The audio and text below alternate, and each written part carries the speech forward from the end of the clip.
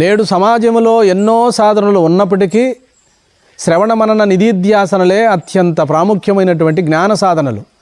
ఇప్పుడే ఇక్కడే మానవుడు ముక్తిని పొందగలడు, జీవన్ముక్త స్వరూపుడైపోగలడు. కాబట్టి యోగము, ధ్యానము ఇవన్నీ కూడా పరంపరా సాధనలు అయినప్పటికీ కూడా సామాన్యులుగా మనలాంటి వాళ్ళు ధ్యానము, యోగము ద్వారా మనోపరిపక్వతను సంతరింపజేసుకొని ఇప్పుడే ఇక్కడే ఆత్మతత్వాన్ని కూడా పొందవచ్చు. ఇది క్రమముక్తి.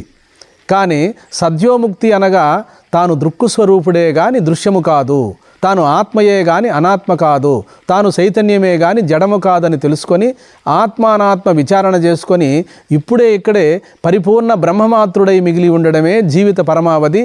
ఇదే చిట్ట చివరి నిష్కర్ష. కాబట్టి మరి పరంపరా సాధనలు కావాలని అభిరుచి కలిగినటువంటి వారు ధ్యానము, యోగము చేయండి.